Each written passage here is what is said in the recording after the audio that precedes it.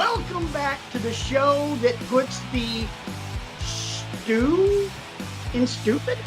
That was really horrible. I'll try and be better in 2 weeks. I promise. Welcome back to Wrestling with Egos. We're here on YouTube and on Anchor Podcast. Thank you so much for joining us this week. It's going to be a great show. We have a lot to talk about. All Out happened last week. Royal Quest.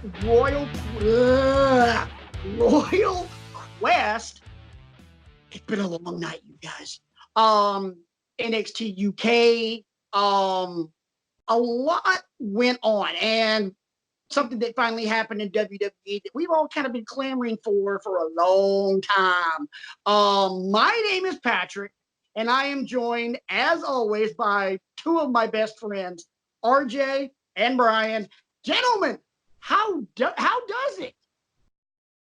Doing great. Great week. Great wrestling week. Lots to talk about. Lots to unpack, as it were. True confession, 2 parts. The first part is you gave me an assignment a long time ago to come up with a lot of those welcome to the show that puts the blank in the blank.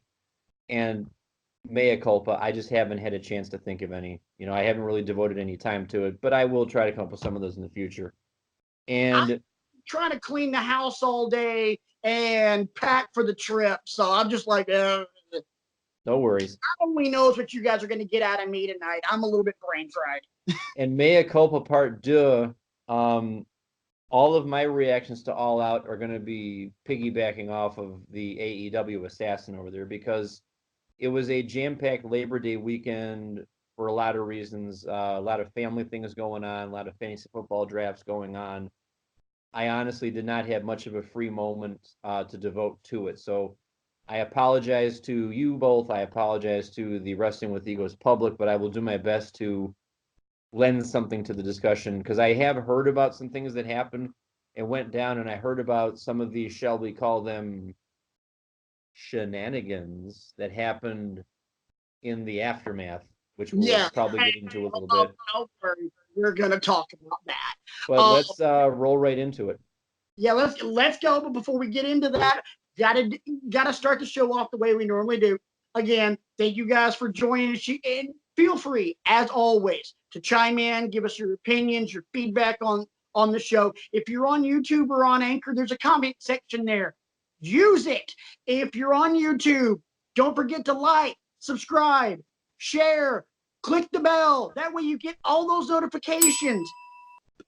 Don't forget the email address, wrestlingwithegos@gmail.com. Hit us up. That could be long form questions, you guys. Not limited to a certain amount of characters. We'll get to those in just a minute. Our Google repository, as we call it, where you can find all of our past episodes, past stuff that we've done. Brian not only serves as our intellectual savior, but also our historian / archivist, whereas RJ just serves as our anarchist. I'll take it. And I serve as... I'm kidding. Please, Lord, forgive me.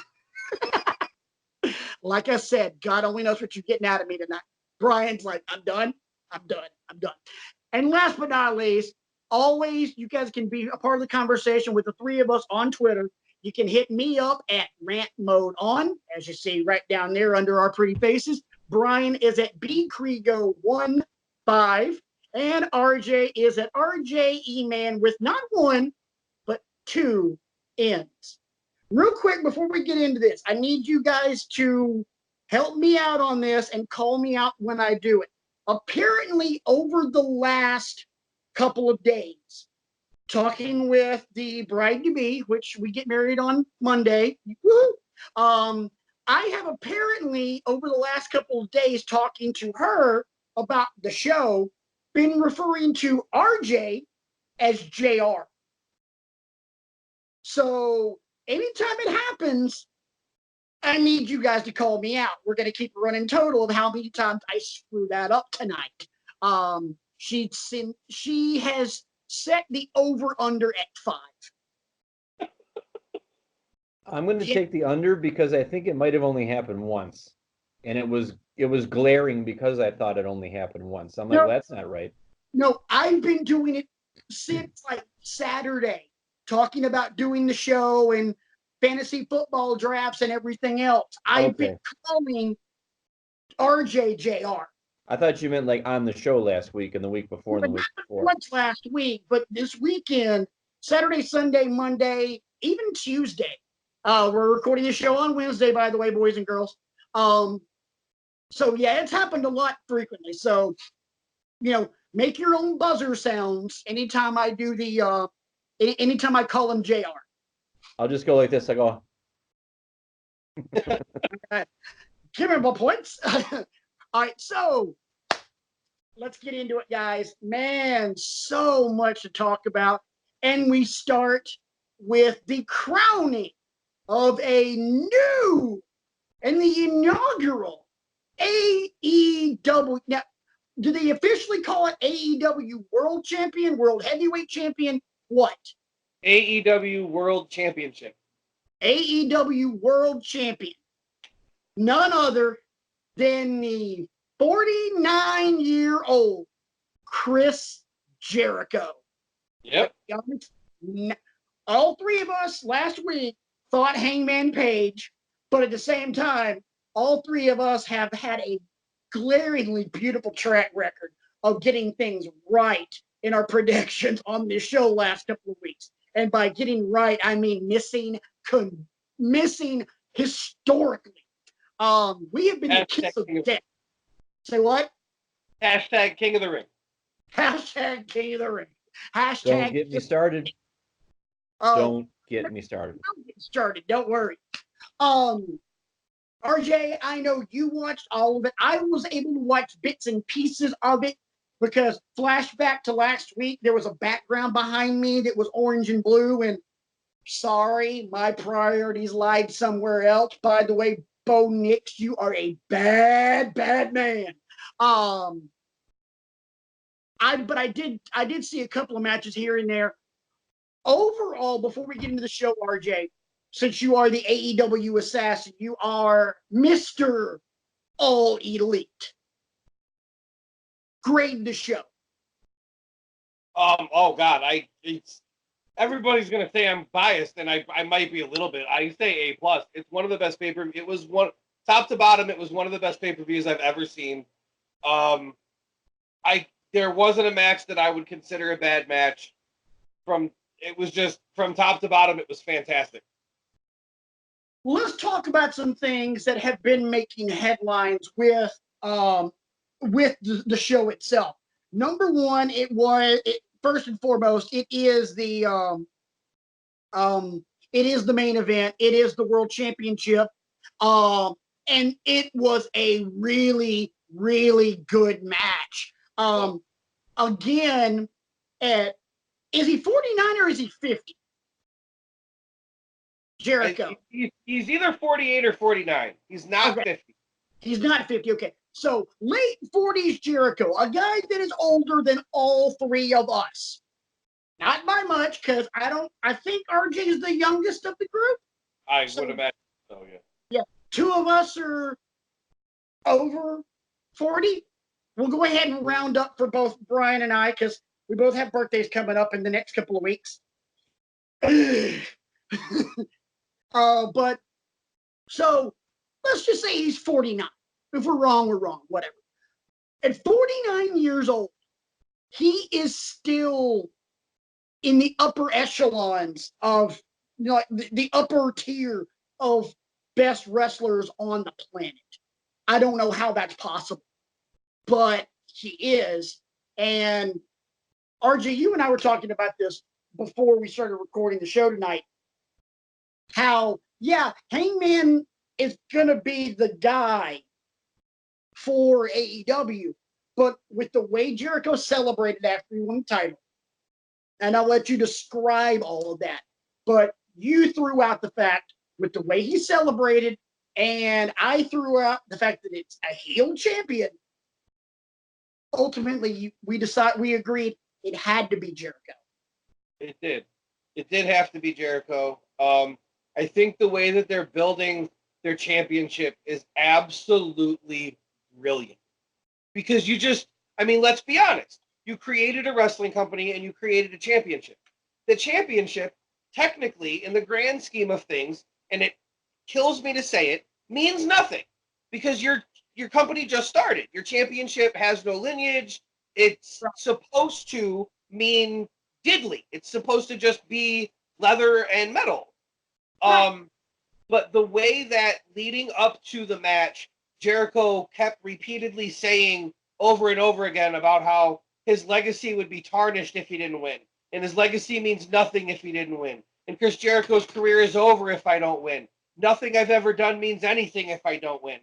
And then he wins, and he cradles the championship, and he hugs the championship, and as he's walking up the ramp, he kisses it multiple times.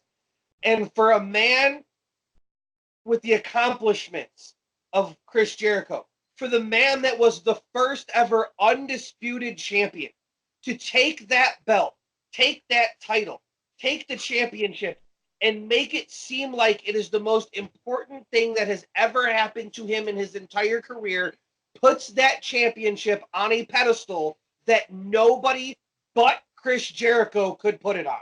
It is brilliant. I completely agree with that because we talked about last week, and Brian, you can chime in on this because earlier Brian had said, hey, this is all going to have to hang on me and RJ because, he had other stuff going on. Cool. But this is something you can definitely chime in on, baby. With piggybacking off of what RJ just said, it had to be Jericho because, okay, Hangman Page clearly is the guy. He's going to end up being, in the grand scheme of things, Roman Reigns. That popularity. A Roman Reigns, a John Cena kind of guy, like the face. But giving the title to Jericho as the inaugural champion gives it absolute credibility because you are now looking at the AEW World Champion running through a quick history. Former ECW television champion, WCW Cruiserweight television, and didn't he also win the US title? Or was it just TV? And so all three of those. Former WWE Intercontinental, I don't know if he won the US in WWE or not. Tag team. Obviously, this really has no credence to his lineage, but when we started having our GOAT conversations, he was the first guy you guys talked about. He is one of those people that is in that conversation of the greatest wrestlers of all time. Putting the belt on him gives the belt instant credibility because it's now been won by a guy with a list of accomplishments a mile long. I will say this. I'll actually spin this in a different direction with Jericho and this championship. Correct me if I'm wrong. This might be the first time that anyone's actually been around to witness something like this, because you go back to, I think it was 1963 and Nature Boy Buddy Rogers or whatever. Like, all we have is grainy video footage and a little clip of, thank you, and to a nicer guy it couldn't have happened, or a better guy it couldn't have happened, and stuff like that. We don't have the whole build up and set in situations there. We can't go back to Paul Hackenschmidt and Frank Gotch and all those guys that dyed-in-the-wool wrestling fans romanticize about. So we don't know, when the NWA championship was first around, we don't know really what it looked like. But I think from what you're telling me, that how Jericho treated this, I'd like to think that's how you crown an inaugural champion. You have to give it gravitas. You have to give it, importance. You can't just be, okay, thanks, and walk up the ramp and have a nice night, and we'll see you in 2 months for our next event. Right.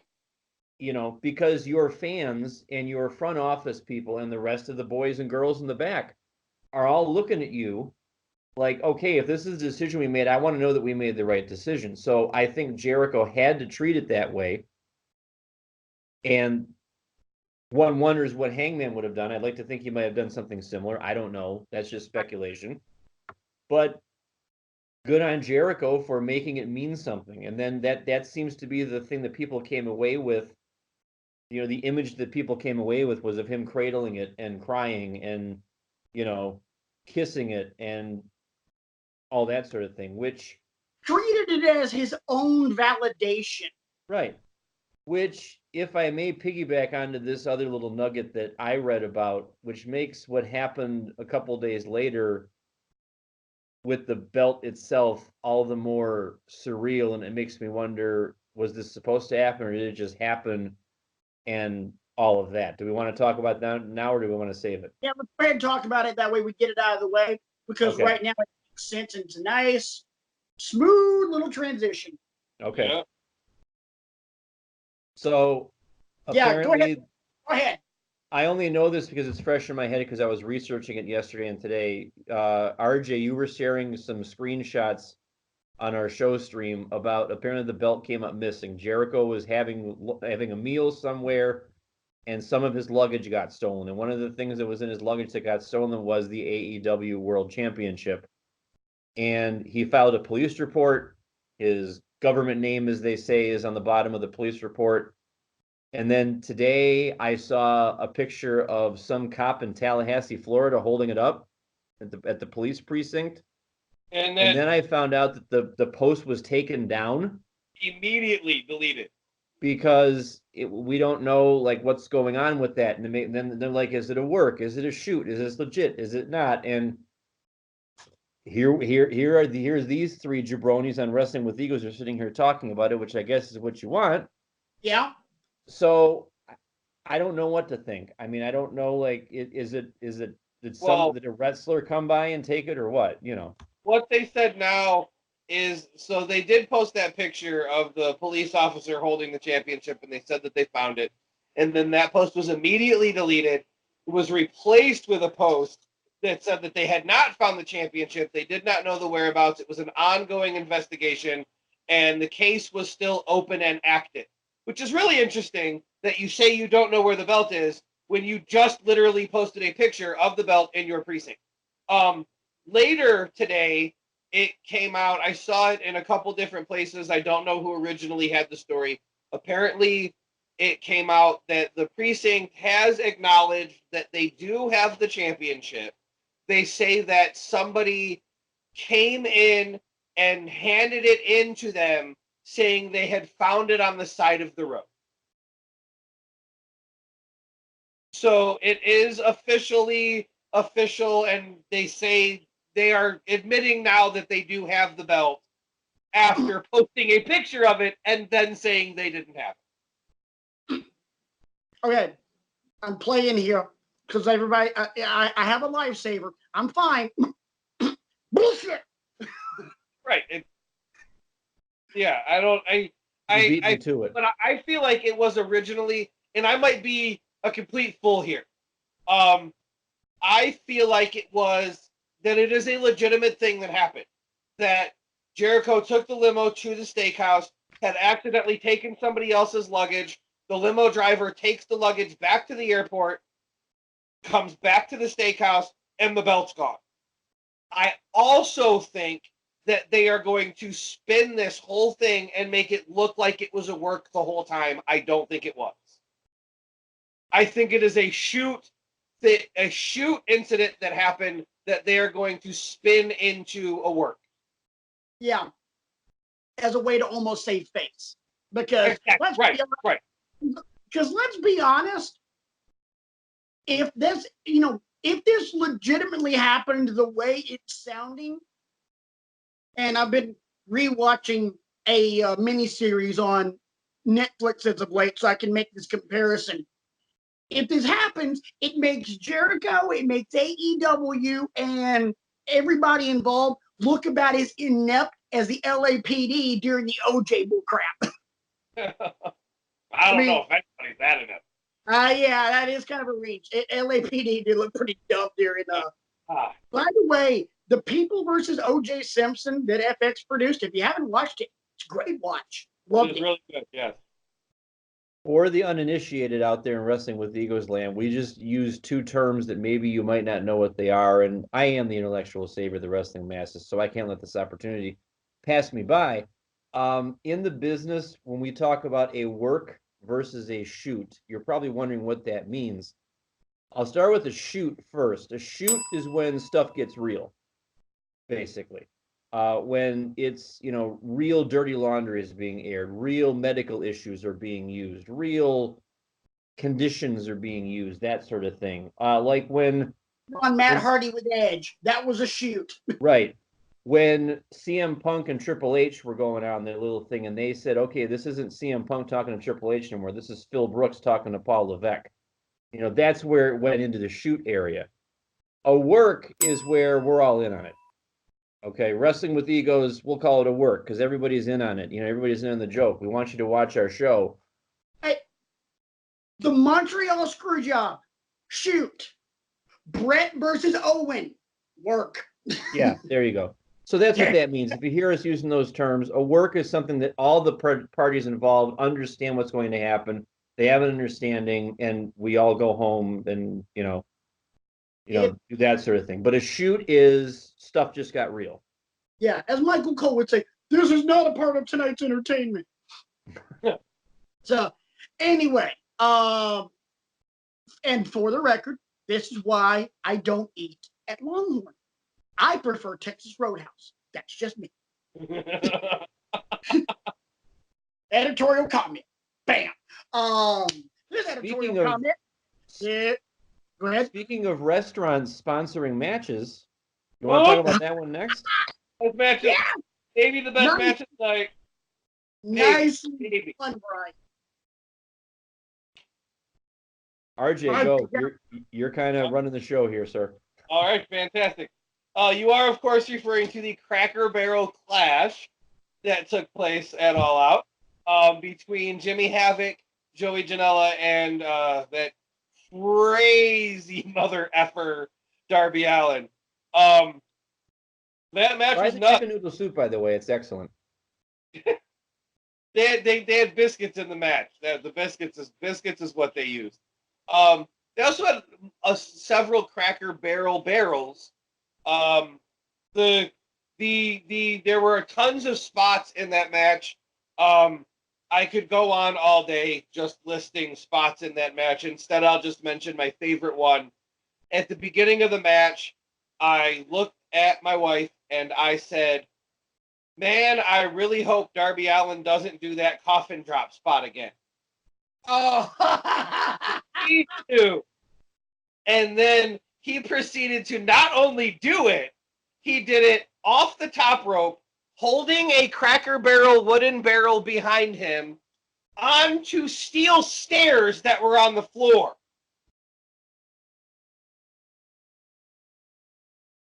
I have no words for. Hold on a second. I'm carrying the two. Hey, RJ has no words. I have three. Ow. Ow. Ow. Yes, absolutely. I saw that and was just like, oh. And that, to me, that goes up for me as one of my two, what the hell are you thinking spots of the night. That one and the big spot from the ladder match, which we'll get into in a few minutes. Or do we want to go ahead and get into that now? I mean, we could just transition right into it. I mean, if it wasn't for that ladder match, the Cracker Barrel Clash would have been the craziest match on the show if the Lucha Brothers and the Young Bucks hadn't had Escalera de la Muerte. Yes, and to death is what that means for anybody that does not know.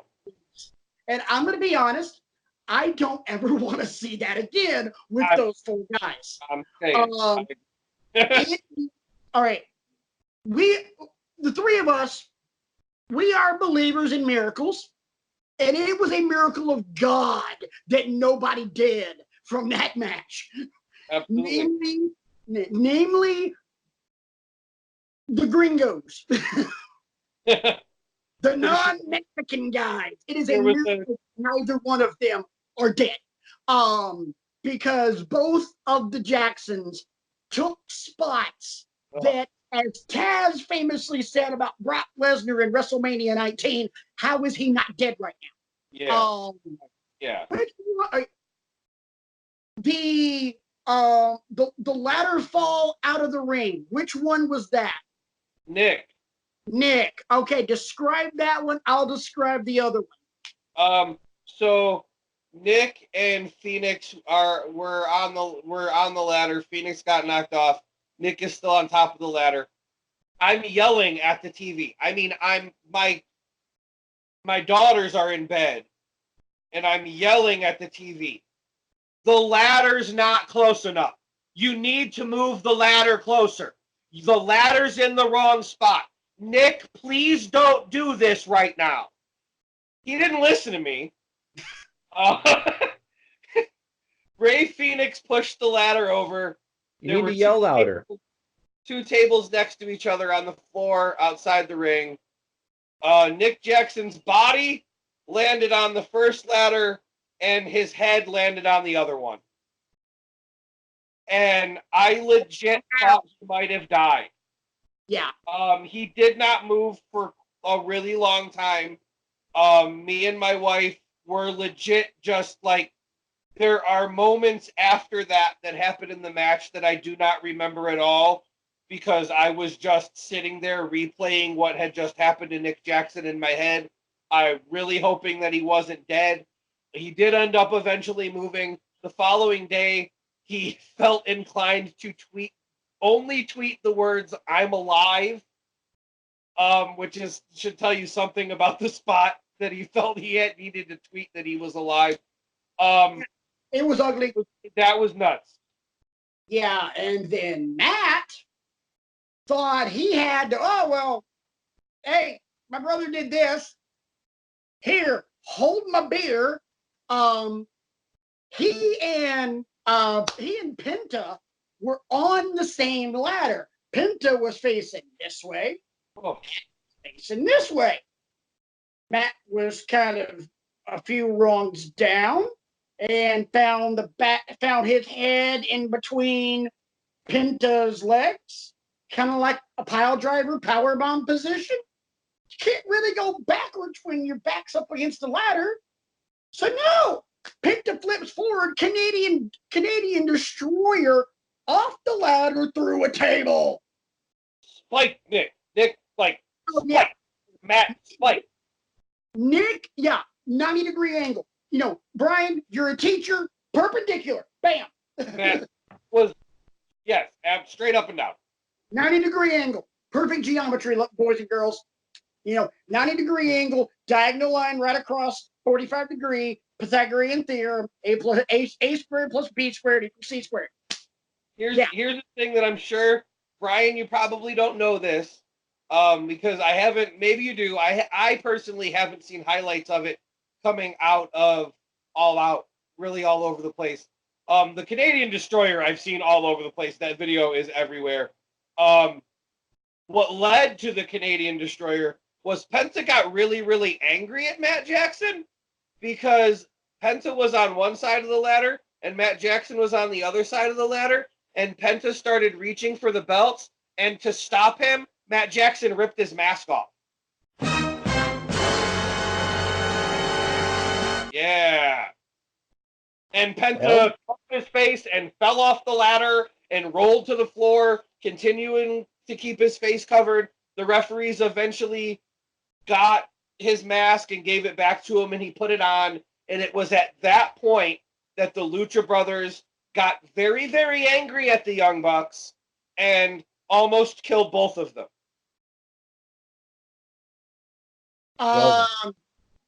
Can I say something? Don't blame them. Yeah, I'm saying, right? Don't blame them. Hey, look, the Young Bucks are, some of the poster boys and some of the brass of All Elite. But okay, here's my one unedited swear for the night. That was a dick move. For sure. And you could tell that was a work. I'm sorry, that was a shoot, and Penta was pissed. He was really angry. So yeah, he was pissed. So that was a dick move. Yeah, I feel like it was a perfect finish. Like, what could end it? Like, the match was so crazy.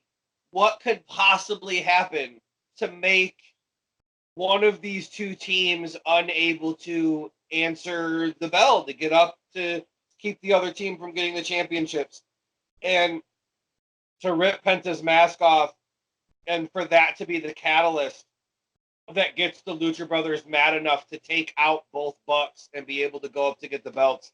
I thought it was fantastic. Yeah. So many other good matches. I think the only other one I really want to touch on before we move on to any other things, unless RJ has something else he wants to talk about, is the Women's Battle Royal. Because we now have our two contenders for the AEW Women's Championship. Who's the other one that didn't win the Battle Royal? Rio. Oh, that's great, Rio. Kenny Omega's favorite wrestler. Oh yeah, Kenny Omega's favorite wrestler, Rio, and she'll be taking on Nyla Rose. Nyla Rose, for those of you guys that don't know, transgender wrestler. Controversial just because of that. No other reason other than the fact that she's transgender. Yep. We will address that later on in the show. Couple of highlights I wanted to point out. The Joker was Mercedes Martinez. Nice. Yeah. I have loved watching her. My experiences with her. I don't really haven't seen her a lot, except from the last two Mae Young Classics. Man, is she good. Yeah, hell yeah. How WWE did not sign her is beyond me. I mean, they let her go, and she is just spectacular. I can think of about 3 or 4 women currently in NXT that came through the Mae Young Classics that I would have passed on in favor of Mercedes, namely Mia Yim. I agree with that, for sure. Yeah, I like Mia Yim, but I'd take Mercedes Martinez over her in a heartbeat. Absolutely. As far as I think the one thing controversy-wise that I would like to talk about as far as the Battle Royal and the Battle Royal itself, not anything else, just literally the wrestling. I am shocked that the winner wasn't Britt Baker. Me too. I honestly thought, okay, cool. It could have been Knight. It could have been several other big names that they had in there. Tennille Dashwood was in there. Kylie Ray is no longer a part of AEW. She asked for her release, and it was granted. There's some sort of medical thing going on. Depending on what rumor mill you're listening to, it's either a serious spinal injury, mental health, or she having a baby. But I'm really surprised that it wasn't Britt. I will say that brawl with Britt Baker and B. Presley. Yep. Holy crap! Those two ladies beat the hell out of each other. They really did. And I think the funniest thing after all that was the next morning, their boyfriends got involved. The tweet, yeah. Yeah, the tweet from Will Ospreay to Adam Cole. Will Ospreay simply asked Adam Cole, "Are we good, man?" Yeah. Yeah, but I don't think our ladies are. Right. Yep. But yeah, those two girls beat the living crap out of each other. They did, and that's an ongoing storyline I'm very interested to see develop over the television. As am I, because they're going to put on some great matches. Absolutely. I didn't know much about Bea Presley until seeing the Battle Royal. I was like, okay. I'm like, it's tough. Go ahead. Do you think the reason Britt Baker didn't win was because this is AEW who are developing depth in the women's division? You know, if you telegraph it, you know, okay, well, this must be our made person, but you know, now we have a feud to spin off of the fact that Britt didn't win. It goes into a series of matches with Bea Presley, and you know, you have Nyla Rose. Did we say Nyla Rose won it? Yeah, Nyla Rose won it. Yeah. Okay, so you have her, you know, as the made person going forward, but you have another feud spun off of it. Is that, you know, do you think that could be the reason why? Yeah, because truth be told, if it was, you know, now that I've had time to actually think and, you know, retroactively future book, as we like to say here on Wrestling with Egos, I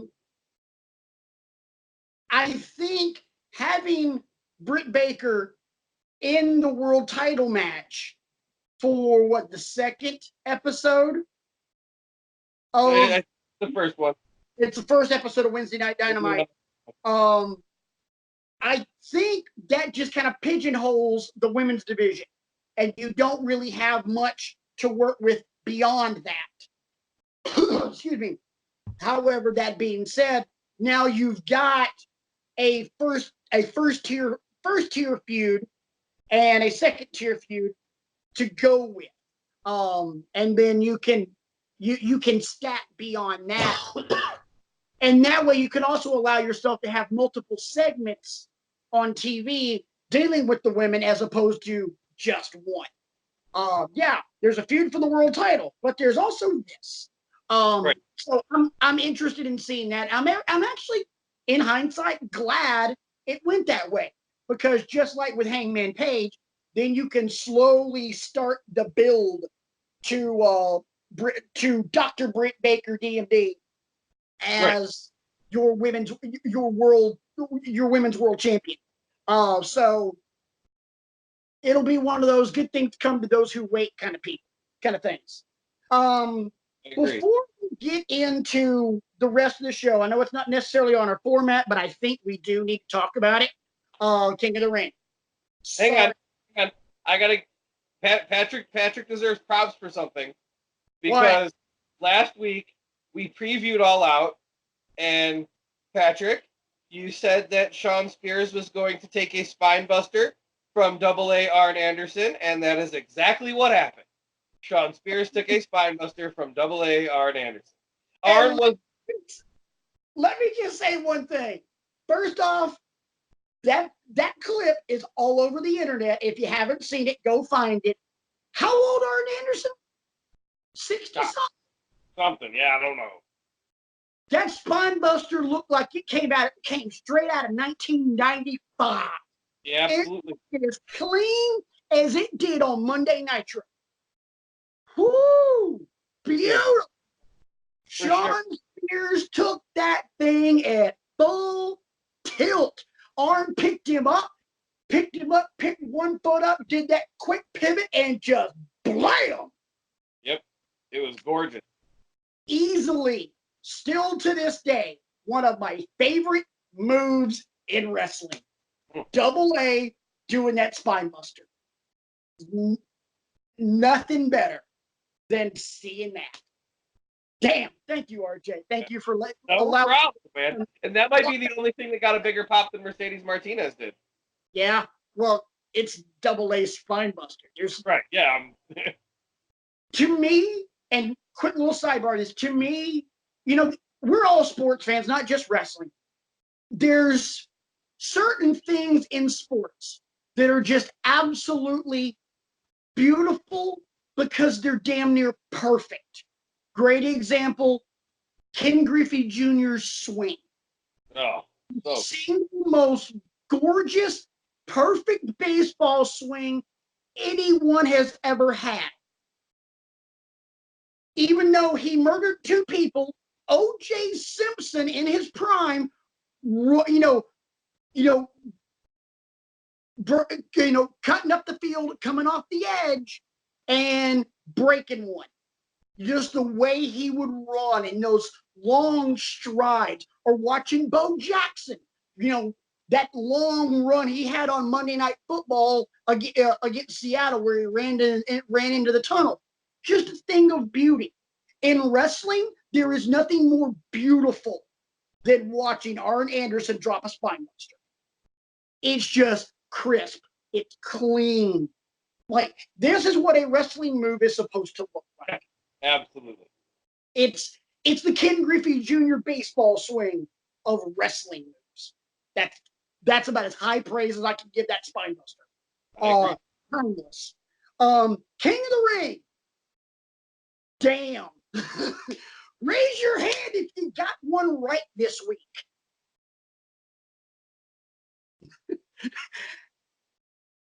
Okay, so Andrade's good. Andrade, great candidate to win King of the Ring.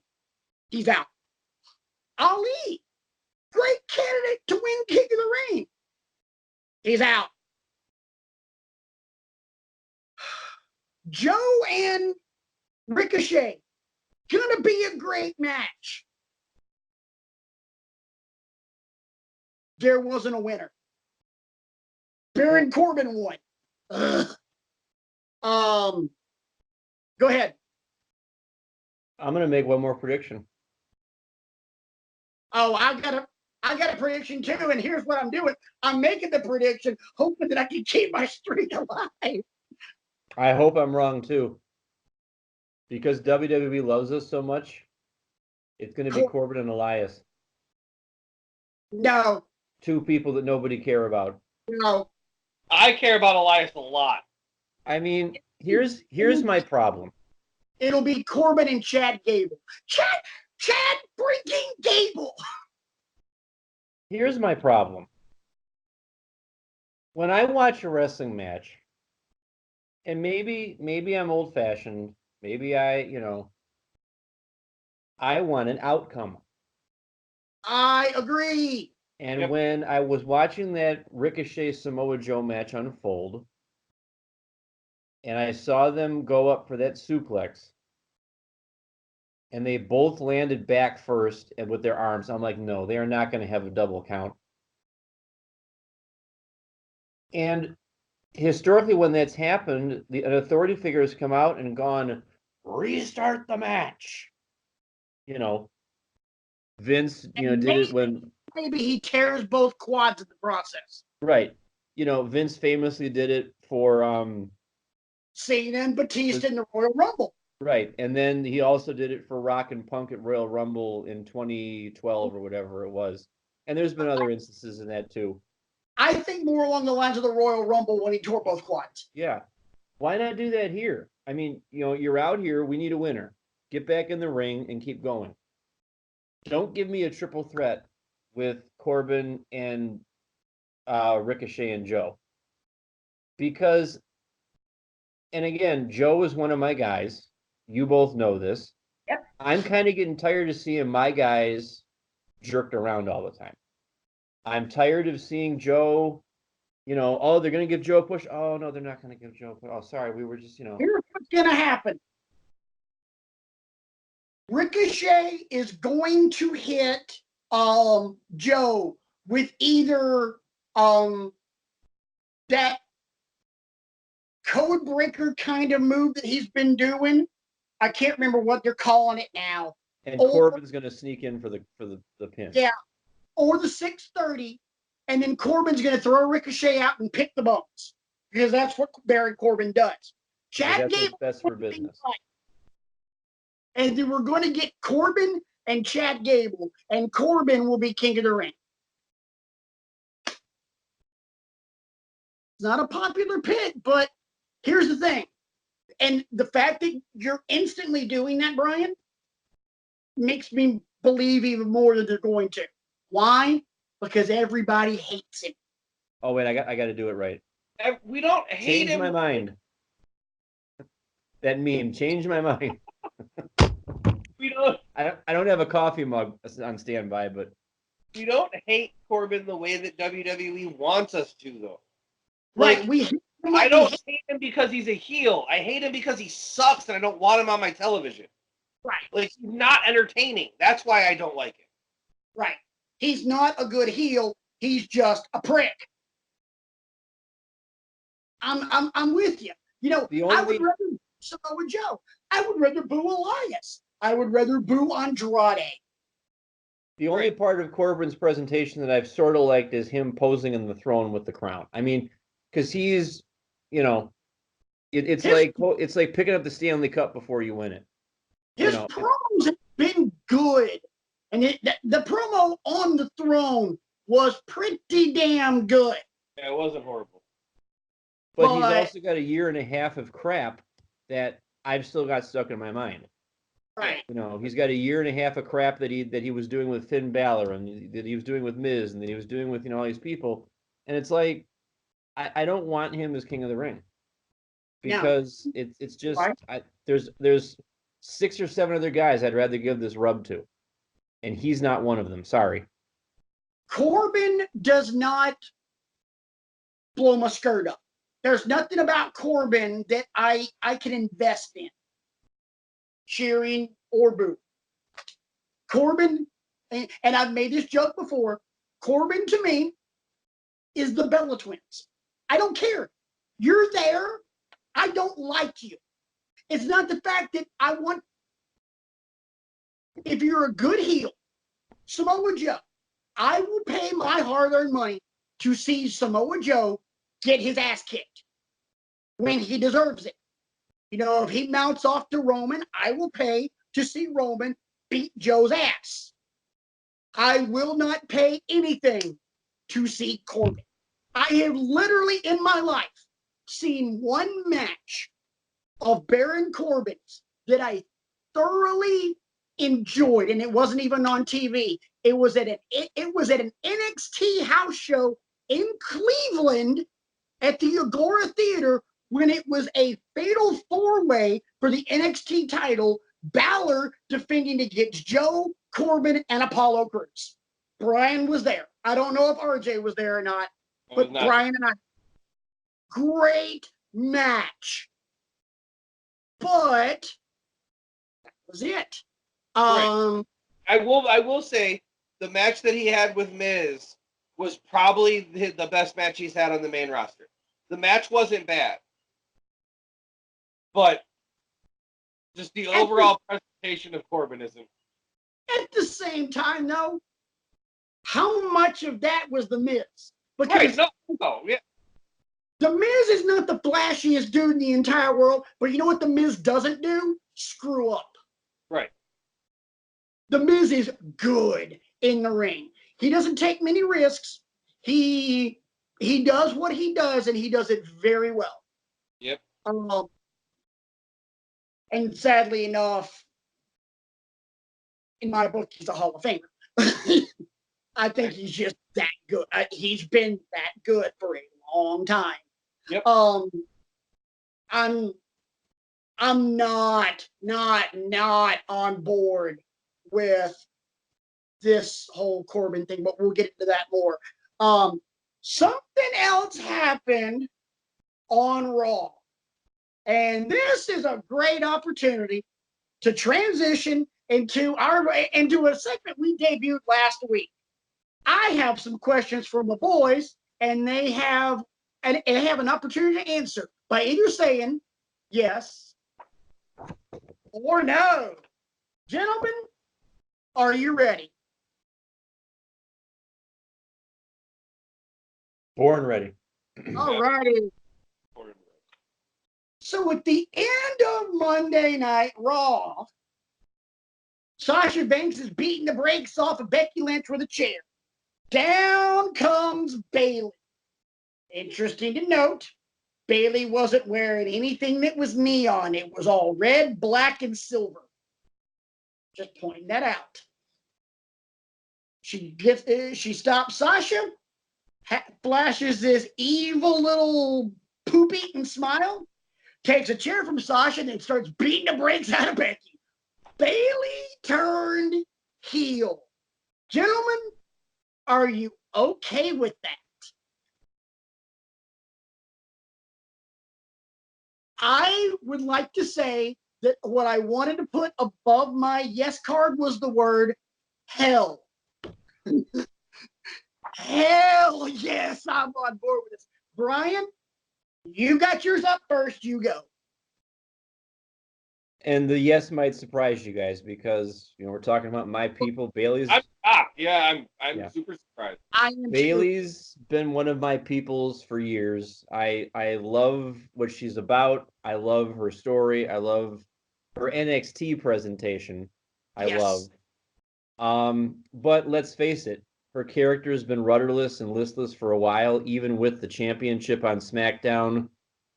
She's lacking in some credibility, I think, and this was the way to get people talking about her like we are right now. Now, selfishly, I would have wanted it to go down like Patrick and I fantasy booked it several months ago, where she kind of has a descent into madness and she starts getting all maniacal and stuff like that, because that would make for some good television.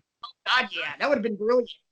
But doing it this way, I'm okay with it. I want to see where it goes next. On SmackDown on Tuesday night, when she kicked off the show and she came out and she started talking, and I drew some parallels with what she was saying with what CM Punk was doing when he had the Straight Edge Society. She came off as a little holier than thou. She came off as a little self-righteous. This is what I've been trying to teach everybody about, with the hugs and with the positivity and everything, but I'm going to stick by my friends. And now you're going to boo me? I don't understand. And I could see her going on a little higher plane. And I'm like, okay, was it heel 401? No, we're not there yet. But it's the first steps towards spinning it forward. And, I want to see where she goes next. Now, it makes her upcoming tilt with Charlotte at Clash of Champions a little more interesting, because ostensibly now you have a heel and a heel. If this is going to have any credibility going forward, she has to beat Charlotte. She has to retain. And maybe she does it by nefarious means. I don't know. But you can't have Charlotte take the belt from her right after she turns heel. That's stupid, and that's burying her. Right. RJ, your thoughts? Basically the same. She was getting stale. I'm 100% on board with it. It should have happened sooner. I agree with your guys, with the idea that you guys had of having her slowly descend into madness. I feel like that would have been amazing. And I also feel like Bayley would be able to pull it off very well. She just, her character was getting stale. It's always the same stuff all the time. Basically the same stuff that Brian was saying. It's just, it was time for a change with her. What I would like to see is, I would have actually liked to have seen it on SmackDown. I feel like something that they could do is have her come out to her music and have the wacky waving inflatable arm flailing tube men pop up, and then she gets really mad and just starts like ripping them up and tearing them down and destroying them. That may yet happen. I feel like that needs to happen. I need that. But it's a good idea no matter what, even if we don't get that, but I really, really hope that happens. Yeah, I don't think that'll happen with the promo that Bayley cut on Tuesday, which I thought was killer, because it did come off as high and mighty and just, stuck up her own butt. I'm not going to turn on my friends. I'm doing the right thing. You guys have a problem with me. Well, I have a problem with you. That kind of thing. I loved it, because what that's doing is that is Bayley in a weird, bitchy sort of way is taking the moral high ground. Granted, her moral high ground, or well, her view on moral high ground is tragically skewed, but it is a self-righteous high ground that she's taking, kind of in the same vein with the new Daniel Bryan when it first started. Brian.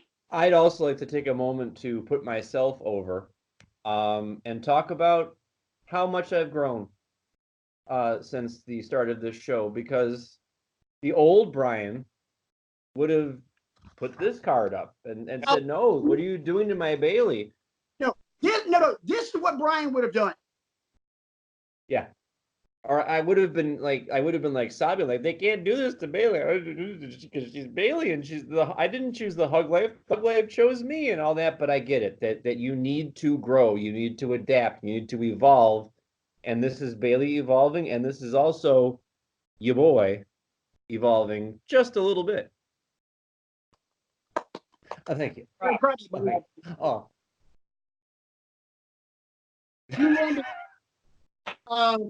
I'm going to skip one because actually, no.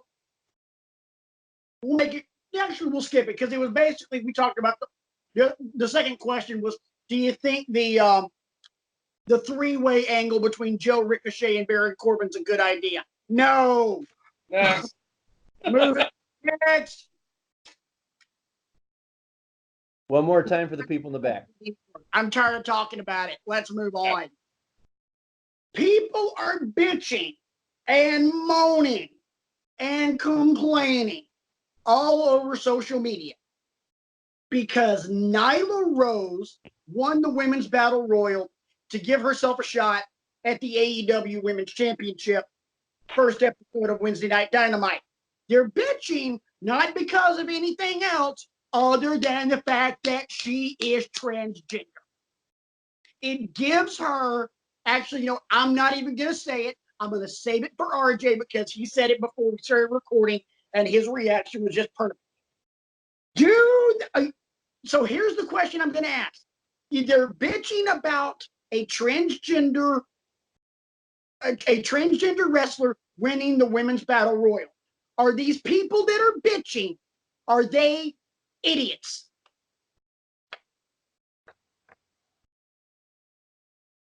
RJ, go.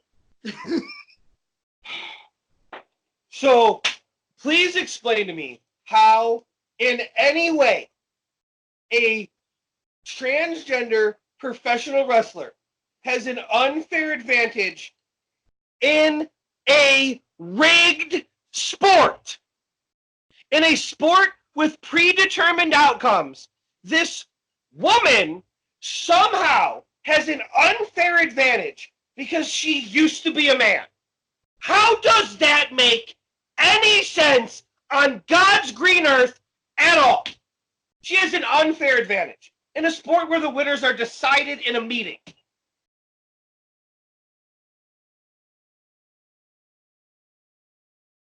It's Well, Wow. All of a sudden, the pastor of pissed off is now RJ. Dude, there has been an uprising. there has no. There has not been an uprising. There has been an addition to the congregation. And I will also flip it a little bit, and I will give Nyla Rose mad props for the fact that she takes all the hate that she gets and she just lets it roll off her back, and she laughs about it, and she thinks it's ridiculous and stupid, and it is, and she's awesome. Okay, let me piggyback off you real quick, RJ. All right, so we're getting pissed off about a transgender wrestler winning a Women's Battle Royal, even though she used to be a man in professional wrestling. Forget the fact that it's a rigged outcome. Forget the fact that it's a story. Forget the fact that it's a male soap opera, for lack of a better term. Let's talk about some of the other inane shit that happens in wrestling. Joey Ryan. That was the first thing that popped in my head. We're bitching about Nyla Rose winning a battle royal when Joey Ryan has magical winning powers where he can make you grab his junk and then flip you with just the power of his wiener. Right. I want to say I'm a big, huge Joey Ryan fan. I love Joey Ryan. Oh yeah, me too. But I mean, like, how is that okay? And this isn't okay. Like, how can you suspend disbelief for that and not this? Like, I just don't get it. RJ, let's stay in AEW. I have two more words for you. Orange Cassidy. The guy does not take, he doesn't take his sunglasses off. He doesn't take his hands out of his pockets. And he kicks people with the force that you would use to make a 2-foot putt downhill. Absolutely. And then crowds chant, "Holy shit! Holy shit!" after his kicks. And we can suspend disbelief for that. But we can't, like, it's not okay that Nyla Rose won a women's battle royal when she's a woman. I think it just the greatest of all time is a freaking zombie. I think it goes to show you, gentlemen, that it's 2019, but it's not 2019 in some of these people's minds. That's what it is. It's I'll believe what I'll suspend my disbelief for what I want to suspend my disbelief for, and this quote unquote I'm not here for. I personally am here for it. Props to Nyla for what's been accomplished here, but it's like you said before, Patrick. Wrestling Twitter is made up of just people that don't have any clue about a lot of things. No, it's not the fact that they don't have a clue. Wrestling Twitter is toxic. It is the ultimate cesspool of life. I would rather, I honestly feel like I would rather spend a day with members of Westboro Baptist Church than I would deal with wrestling Twitter. I will tell you, I will admit right here, right now, I spend more time than I probably should perusing wrestling Twitter. I also block a lot of people. Yes. Because I just won't deal with the negativity. That's not what I want. Like, wrestling Twitter has a lot of positive things to it. There's a lot of news there. There's a lot of intriguing conversation there. There are a lot of people that it's the silent majority versus the loud minority. Vocal minority, right? The vocal minority against the quiet majority. It's and anybody that I notice is in that vocal minority, I just don't deal with it. The squeaky wheel is always going to get the grease.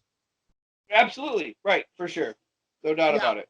And I would just like to mention real quick. I know a lot of people, a lot of the venom on coming from wrestling Twitter about this. So part of it is a lot of people saying, I can't believe they're going to put the women's championship on a man. She's not a man, first off. And secondly, hold your horses, because it is not a foregone conclusion that Nyla Rose is winning that match. Yeah. And people need to stop thinking that way, because Riho is really, really good, and she's a lot better than people give her credit for.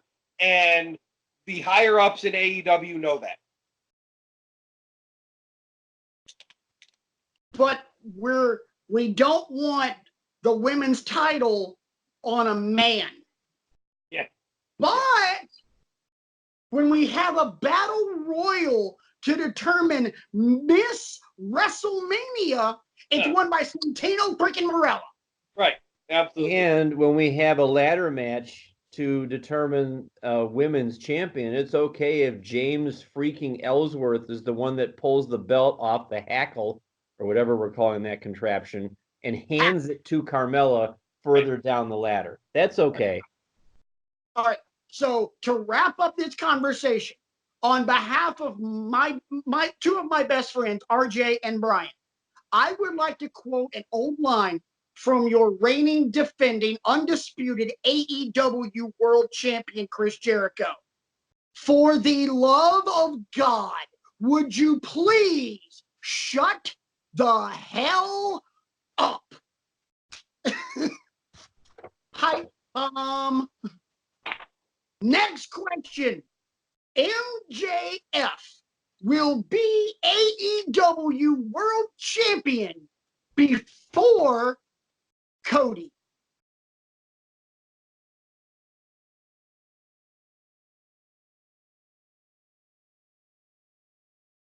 RJ, you disagree. Go.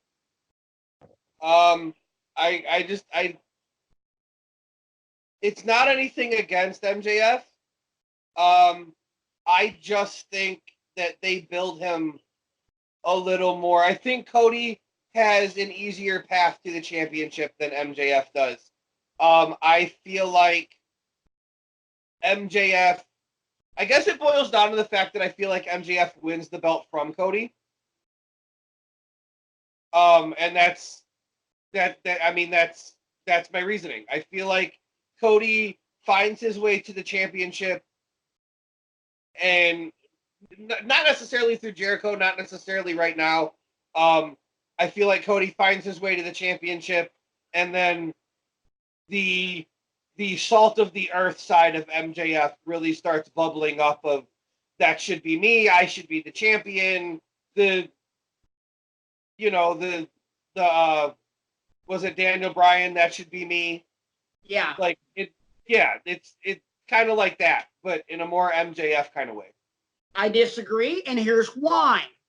As I've stated on this show plenty of times, the heel champion does better because the face is always chasing the heel champion.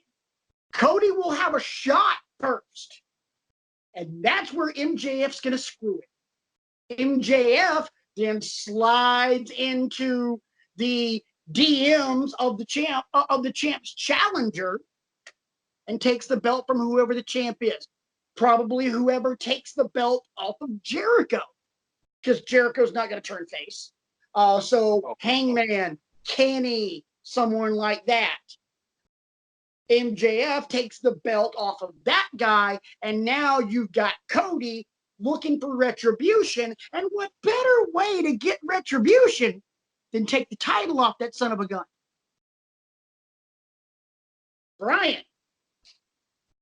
You may have inadvertently answered a question I was going to ask. Was there any interaction between the two of them Saturday?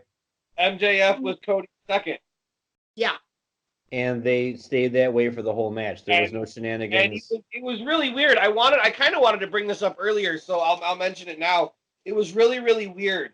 MJF just kind of caused some distractions here and there.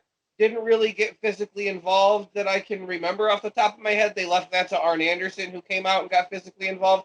But after the match, after Cody wins, MJF is in the ring and they're just celebrating, and MJF is pumping up the crowd and he's being real face, and there was nothing, like he was a face like the whole time. It was okay. I didn't understand it at all. Then maybe MJF is playing the long game here. I'm gonna rock everybody to sleep. I'm gonna rock Cody to sleep. I'm gonna rock the fans to sleep. I'm gonna rock, whoever to sleep. And I don't know when Cody gets a shot, but maybe MJF inserts himself into that and there's a triple threat or something like that. I don't know, but I think I agree with Patrick that it makes more sense for MJF as the heel for Cody to chase him. Where Cody's kind of walking that line, am I a face or am I not? But, coming from a completely uninitiated person, that's the outsider's perspective. Someone who's still an undergrad of heel school. Yes. So, I got to get that textbook. It's been out of stock at the bookstore for a while, so I gotta come up with something here. Truth be told, you really don't need the textbook for this class, Brian. Okay. We learn from examples, from just conversation and what we see currently going on. So For the rest of you guys that are in Brian's class, if you bought the textbook, go get a refund. You don't need it. Because a true villain and in a villain class, I'm not going to make you buy the textbook, not because I'm being a friend to you, because I'm screwing over the school, because I'm not going to make you buy that crap. And that thing is $89.95. That's not cheap. I know. Go get your money back. Last one before we get into this. Earlier today, I don't know if you guys saw this on Twitter or not. One of the craziest things I've seen. So earlier today, Flip Gordon yelled at the son of a bitch wearing the Cleveland Brown stuff right here, RJ, because RJ mouthed off that Cherry Airheads belonged in the trash. And they do. Or no, Brian? Do Cherry Airheads belong in the trash?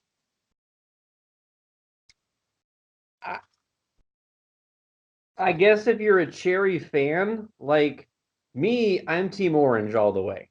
I mean, I wish there was an Orange Jolly Rancher, because if there was, that's all I'd be eating, and there's not, and I'm kind of salty about that. But Orange Starburst, Orange Lifesavers, Orange Tootsie Rolls when it's Halloween time, I take all those for my niece and my nephew. Give those to Uncle B right now. Let's go. That sort of thing. Orange Kool-Aid, orange flavor ice, all that. I guess if you're out there in Wrestling with Eagles Land and you like all things cherry, then Cherry Airheads would be your jam. I'm not a connoisseur of Airheads per se, so I'll just say no, because all God's children got a place in the choir. RJ, I'm interested to hear you expound on this. Why cherry specifically? Are you team grape? Are you team pina colada? What are you doing here? I just think they're gross. I don't think Cherry Airheads are good at all. I'm a huge Airheads fan. Airheads are one of my favorite candies. But the cherry ones, like I told Flip Gordon, he said, "Why is it so hard to find Cherry Airheads?" And I said, "Because they're all in the garbage where they're supposed to be." You got to go to Costco and get that big pack, and you'll find them in there. Then he said, "That's a little too much." And then I told him, "Come on, Flip, they're gross." And you're wrong. Moving right along. That's all I'm going to say. You're wrong. Wrong, wrong, wrong, wrong. You are wrong. And the Wrestling with Ego swag bags have Cherry Airheads in them, so I'm sorry.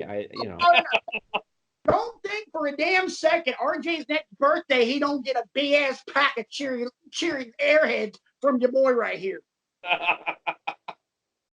Yes, I'd like 20 dozen Airheads and Cherry, please. Do you have them in stock? You do? That's fabulous. Can you overnight those? Yeah, we'll just charge it to Patrick over there in the other panel. Okay. Thank you. It was a pleasure doing business with you.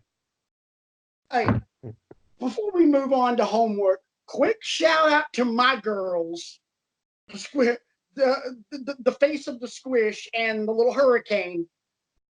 Our city had a Labor Day parade on Monday, and those two were to everybody. I have 3 plastic grocery bags full. Those two brought in a haul. And you know what the great thing about those two were? They remembered Squishy Face and the Hurricane both remembered that their stepdad or their dad loves Skittles. So all them Skittles, mine. Dustin got the vast majority of the Tootsie Rolls. I got a crap ton of Skittles. That was one of my favorite things to do in a former life. I marched in my fair share of parades, being a marching band veteran, and then my father was a member of the Cleveland Kilty Band for a while. Nice. And all summer long, we'd be going to parades in all the different towns and stuff, Brook Park and Independence and Kelly's Island and all over the place. And my brother and I, many bags of candy were had from sitting and watching these parades and waving to the people on the floats and stuff like that. So, And one last thing as far as that, shout out to the Barberton High School soccer team for dumping an entire bag of candy on my girls' heads. It also helps when their older brother is the assistant coach. All right, been putting this off long enough. Ladies and gentlemen, here's the moment of the show where these two guys kick the living hell out of me. It's homework time. Hand in your papers. I have something special prepared for Yep. homework. Oh, really? Oh, really? Because normally your boy sits here and expounds off the top of his head, from what he remembers, and he remembers with great feeling these 5-star matches that the Reverend of the Rant over there had us watch and stuff like that, but not this time. First Because off, let me tell you, this match that you made us watch, I'm not done. You're going to let me talk. You're going to let me do this here. Because you made us, in your infinite wisdom over there in camera one, you made us watch a match from 1995, WCW Uncensored. Very first match of the show was a King of the Road match. And I'm like, oh, this will be great. It's a King of the Road match. Great. Dustin the Natural Rhodes, who would later go on to WWE fame as Goldust, against, what do we call him? The Blacktop Bully? Blacktop Bully. The Broad Street Bully, the, Repo Man, all that kind of stuff. In a King of the Road match. And I know what you're thinking out there in Wrestling with Egos Land. You're thinking, what in heck fire is a King of the Road match? Well, boys and girls, it's a match on the back of a flatbed truck. That's it. We're driving the truck down the street in Tupelo, Mississippi. Okay, and what I have done for you, and the object of this match is to get to the horn on the top of this cage before the other guy does. And you honk the horn and you win the match. What do you win? I don't know. Notoriety. There was no stakes to this match. I mean, it's just, don't get killed, I guess, was the stakes to the match. So what I've done is, Patrick instructed me, when you watch the match, I want you to let me know your gut reactions. So what I've done is I have prepared my gut reactions right here, and we're gonna do a little stream of consciousness thing. I'm gonna let you into the head of the intellectual savior of the wrestling masses to let everybody know what I was thinking. Why are you timing me out? I'm on a roll, brother. All right, time out. What he just showed you guys literally is a printout of the Facebook Messenger conversation of me and Brian when he is blasting me. Oh, Jesus Christ. For this match. Oh my God, I'm laughing so hard I have a headache now. Because I'm a very open-minded person. I want to sit down in a comfortable chair with a tall, frosty beverage, and I want to queue up a match, and I want to go into it with an open mind. So I start off by saying, okay, folks, I'm ready for some 5-star action. Lay it on me here, thinking there's got to be some redeeming qualities to this match. Hey, newsflash, nope. So about a minute into the match, I said, okay, question 1, where is the damn horn? Question 2, who agreed to shut down the highway so they could do this? And then I listened to the commentary, and I hear Bobby Heenan say they're going to drive all the way into Texas at this rate. So I said, hey, Heenan, Mississippi doesn't border Texas. That's 1 strike. Patrick nicely informs me that the horn is at the front of the flatbed all the way up top. They have to climb. And then I went, suplex, like we actually have a wrestling move. And then he says, yeah. So then I said over under 6.5 suplexes. Another suplex. So I'm like, okay. And then after a while, it's like, what on earth are we doing here? I literally typed that. Then I said we should have one of these Extreme Rules: Dolph Ziggler versus Apollo Crews in a King of the Road match. Book it, Vince. And then, I finally see the horn. So Patrick starts laughing, ha. A beautiful section of Tupelo right there. They walk to the back after the match and yell, follow that. Yeah. Then they get stopped by a church bus. About Yeah, 8.5 minutes in the match, a church bus stops them. So the whole thing grinds to a halt, and they all fall down like, oh my goodness, what happened? So then he laughs a little more. And then I said, this is patently ridiculous, FYI.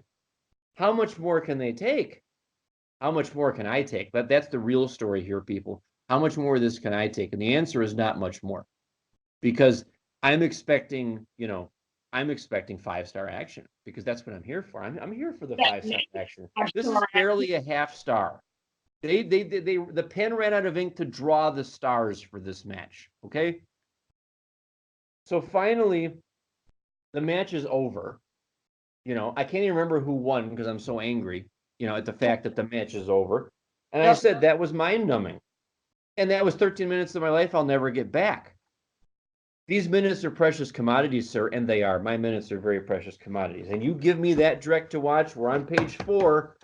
We're just warming up here. And then Patrick goes, so you hated it? And then I said, how do you sleep at night anyway? I mean, I went on a higher plane like we're famous for here. How does your conscience, your very conscience, allow you to foist that upon someone? And then succinctly, Patrick replies, and you might want to get your goat sound ready for this one. He goes, because I'm an asshole. Oh, because that's supposed to make it all better. You just calling yourself an asshole is supposed to make all of this somehow okay. King of the Road match is supposed to be okay. So then I said, we're live, pal. You had better redeem yourself next week. And I'm taking a deep seat on the redemption for this one. What's my grade? My grade is a solid D+, and you're lucky I found it in my heart to give it a D+. Because no, I'm not done. Ciampa and Gargano couldn't make that watchable. I typed that. You can look at the screenshot. Flair and Steamboat couldn't make that either. Not even Jericho and Kenny Omega could make that watchable. I think I've made my point. Show over. All right. Time. You actually gave that a D+? The hell is wrong with you? It's called charity. I've always thought this, but this proves it.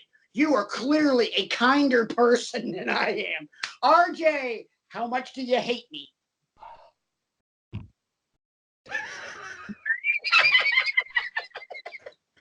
Meme generator, and go. This match gets an F. This match failed to be entertaining. This match failed to be a wrestling match. This match failed to be interesting in any way, shape, or form. This match failed to have a reason. This match failed to have a winner. I don't give a shit about a whore. A whore doesn't win a wrestling match. For the love of God, this match failed to go the way that they planned. This match failed to be on the frickin' show. Because when it was over, they cut to the arena, and that's when they did the opening pyro for the show. This match was so garbage, they didn't even want it on the pay-per-view they put it on.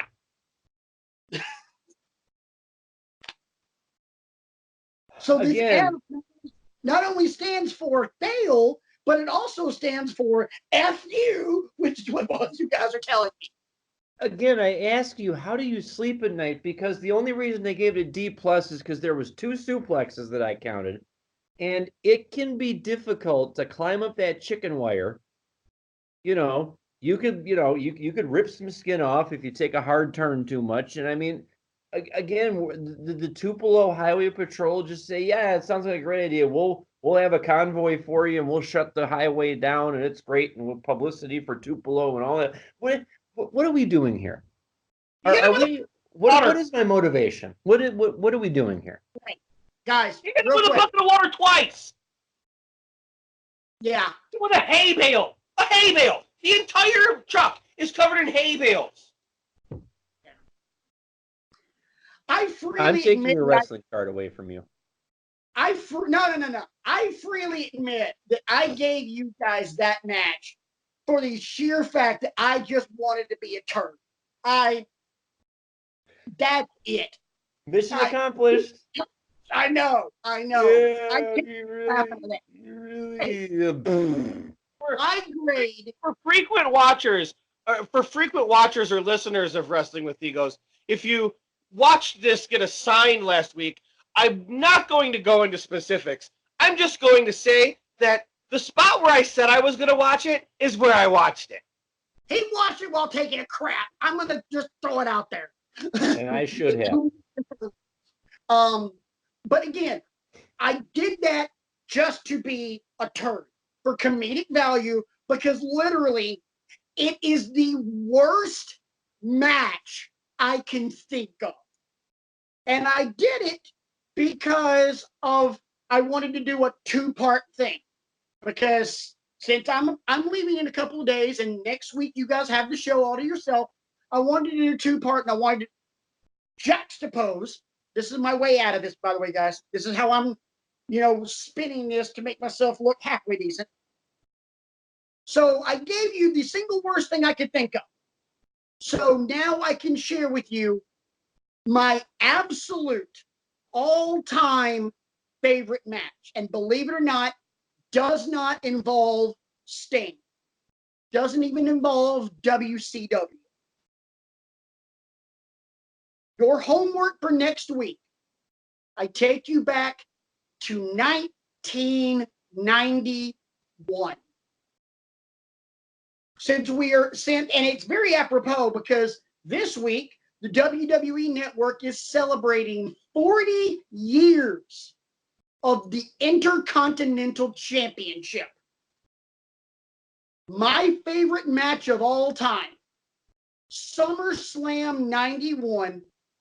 I think it's not, yeah. In Madison Square Garden, the night they had the match made in heaven and the match made in hell. Mr. Perfect defends against Bret the Hitman Hart. It's my favorite match ever. I will watch this match ad nauseum. So that is your homework assignment for next week because I wanted to share what I truly think is literally it is my second favorite thing to watch on the WWE Network. There's only one thing on the network that brings me more joy. Bring it to the table. No. And you know what? Extra credit. If you want to watch that, if you want to watch my favorite thing on the network and just make a couple of comments, go right ahead. It is the Hall of Fame induction speech of Bobby the Brain Heenan. I kid you not. If I'm having a bad day, I will watch that and I'm guaranteed to laugh. There's nothing better on the WWE Network than Bobby Heenan's Hall of Fame induction speech from WrestleMania 20 weekend. So, say what? It's amazing. That's probably the best Hall of Fame speech of all time. Oh God, yes. It's really. You know, it's not really good. A wrestling match that gets stopped by a church bus. Yeah, pretty much. Also, speaking of Bobby Heenan and WrestleMania 91, SummerSlam 91, if you have time, watch the whole show and the interaction between him and Rowdy Roddy Piper. It's freaking gold. I mean, those two are just back and forth the whole damn pay-per-view. And it's glorious. But alas, homework for next week. And if you guys are unimpressed by this one, I'll take a long hiatus from assigning homework. But there's no way you will be because this is an awesome match. Mr. Perfect, Bret Hart, Intercontinental title, SummerSlam 91, Madison Square Garden. That's all I got. Fine. While we have a moment, I would like to, on behalf of the entire Wrestling with Egos family, wish you, Patrick, all our best as you journey to Las Vegas to get married to the lady of the house in blue and white. Our best wishes from all of us to you and your family. I hope you have a wonderful time. Absolutely. I hope you come back with lots of great stories, and we wish you many years of wedded bliss.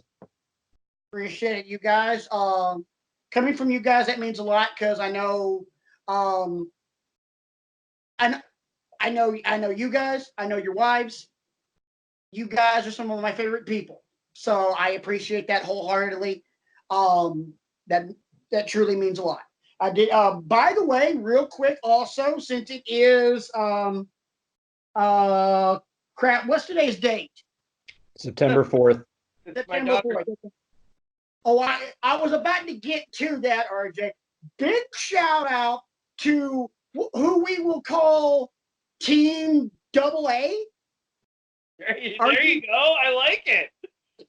And Team Double A, and if you pair them up with the Hurricane, it's Team Triple A. So shout out to Team Double A, the twins, their birthdays today, the big Quattro. Yep. So shout out to them. The pictures I saw today were absolutely adorable. That's just cute story from I was at work today, and they weren't up before I left, so I video called home on my first break that I got at work to tell them happy birthday, and the one gets on the video chat. She's closer to mommy, so she gets on the video chat, and I said, "Happy birthday, honey," and she said, "Thanks. I'm 4," and I said, "I know. Where's your sister?" And she said, "She's over there. She's 4 too." And it was very, very adorable. And I'm the official spokesperson for Team Double A. Team Double A, and the third member of Team Triple A. Shout out to her as well. She started dance class today. She was super excited about that. Her second year of it, so she's all excited about that, and gets to go back to dance, something she really loves. And then she asked me when she gets to play soccer. Yeah. When your older brother is a soccer coach, you want to play soccer. Yeah, right. Yeah. I'm going to do all of the things. Yes, especially when the older brother is 6'4" and he's your giant. So appreciate the love, guys. Appreciate the feedback. Appreciate you guys hanging with us tonight. As always, feel free to chime in on the conversation. You can hit me up on Twitter, rant mode on. You can hit up RJ, who hates me for that homework assignment. You can hit him up at RJ Eman with not one but 2 N's. And you can hit up Brian, who also hates me for that homework assignment, at bcrego15. Don't forget to email the show, wrestlingwithegos@gmail.com, and the Google repository, bit.ly/withegos. Don't forget to like, subscribe, share, click the bell. That way you get all the notifications. I think after we return from Viva Las Vegas, Wrestling with Egos might be unveiling a 30 to 45 minute long show dealing with the world of college football. Congrats to you Bulldogs and your Buckeyes, RJ. I had 7 heart attacks while watching Auburn, then posted on both Facebook and Twitter. I think I posted on both Facebook and Twitter. Good Lord, this team's gonna put me in the grave one of these days. Yep. But damn it, y'all. Yep. For anybody listening on the audio podcast that cannot see my screen, I do have my priorities straight this week. There is a lot of brown and orange behind me, a lot of brown and orange on me. It's time for the NFL season, and it's time for my Browns to finally not suck. Go Browns! Ooh, ooh, ooh, ooh. And meanwhile, Brian and I cheer for division rivals, one of which will be good, one of which will not be good. Here's a hint. Brian is a Saints fan. They will be good. Patrick is a Panthers fan. Cam Newton ain't got nobody to throw to. We have Christian McCaffrey and Greg Olson. That's it. You know, hey guys. Still counting Greg Olson? Yeah, we still have Greg Olson. I know, you're still counting him though? Kinda. Hey, okay, look, I know Cam had less to work I guess with Brian drafted him. So. was college. What'd you say, RJ? I said I guess we should count him since Brian drafted him. Yeah. I can't say much. The 19-year-old in the room right across from here drafted Andrew Luck with his last pick. I immediately messaged you and said, "There's got to be a story with that Andrew Luck pick, right?" He is in 3 leagues this year. We're the only league that isn't an auction draft, and he literally spent $2 on Andrew Luck for his last pick in the other 2 drafts, just to be an idiot. Inside information. He's coming back week 10. No, he's not. Dude, I can't say much more. I've drafted Tebow before. I drafted Tebow when he started playing baseball. Wow. I traded 2 years worth of first-round picks so I could trade up to take Johnny Manziel. Beat that. I can. I swear to God, I can. I had the first year of the keeper. I was still living in Alabama. So this was the year before the league that we're in became a keeper league. I had the number 1 overall pick. Brian's heard this story. I am set to pick Adrian Peterson. No, you're not. I'm counting down the time. 3, 2, 1. I'm happy as a clam about this one. I get ready to hit, and somehow I hit a button on the keyboard or something else, and my pick changed from Adrian Peterson to Chris Cooley. Oh my God. I swear to everything holy in this world. And as soon as it happened, everybody was just like, wait a minute, did that happen? It became the running joke for the entire league that year, to the point where I renamed my team Chris Cooley's Bitch. Good value pick. Good value pick. Yeah. So yeah, you may have given up a whole lot to get Manziel. I screwed up and ended up with Chris Cooley, who, by the way, halfway through the year got hurt. Of course he did. He was Chris Cooley. I know, right? I was like, Then we decided to make the next year a keeper league, and somebody took Adrian Peterson first. I took Aaron Rodgers. Adrian Peterson fumbled the ball the final game of the season, and that gave Chris Lemke 2 less points because he lost the fumble. He and I tied in the finals, but since I was the higher seed, I got the tiebreaker. We literally tied, and I won on that. Oh, my God, he was mad. And then he went on to win 3 of the next 5. So, fantasy football, good luck to both of you guys.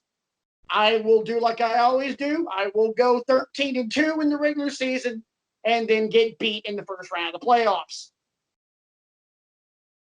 Hence the name of my team, Underpants Calamity.